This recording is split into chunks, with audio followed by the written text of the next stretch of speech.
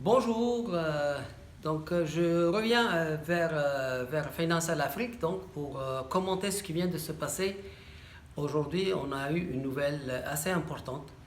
La SAMA, qui est le fonds souverain saoudien, vient de reconnaître que l'un des systèmes les plus puissants pour le transfert d'argent, c'est le Ripple, donc la fameuse monnaie crypturale qui s'appelle le Ripple. Donc comme vous le voyez ici, vous pouvez le retrouver sur internet que la SAMA ici va désormais utiliser le système de technologie de Ripple pour pouvoir faire des opérations de transfert. Et ça, qu'est-ce que cela signifie en fait? En fait, c'est un message très clair aussi, également pour l'Afrique. Je recommande par exemple à Dama, à Financial Afrique, d'organiser un colloque pour pouvoir créer une monnaie africaine avec un blockchain, basé sur le blockchain. Il y a quelques années, quand il s'agissait de parler d'une monnaie alternative en Afrique, on pouvait même risquer sa vie. Aujourd'hui, tout le monde peut lancer sa monnaie sans risque en réalité, parce que le dollar, l'euro ne vont plus régner sur cette planète. Désormais, les monnaies backées sur le blockchain vont devenir les monnaies du futur.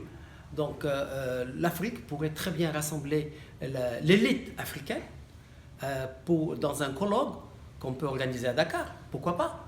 Et dans ce colloque-là, moi j'inviterai le leader mondial du blockchain qui est d'accord sur le principe, que j'ai contacté, qui est d'accord sur le principe de structurer de A à Z une monnaie backée sur une monnaie africaine qui va permettre en fait véritablement une indépendance économique de l'Afrique. C'est quelque chose que personne ne peut parer en fait, parce que c'est l'avenir. Donc autant le faire le plus tôt possible. On ne va pas rester tout le temps en train d'être embourbé dans des monnaies qui n'ont plus d'importance en réalité.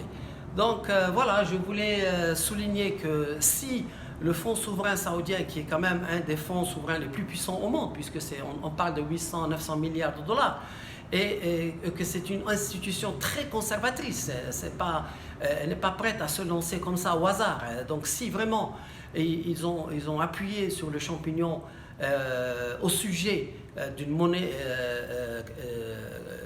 digitale, c'est parce qu'effectivement c'est très sérieux et que c'est très prometteur.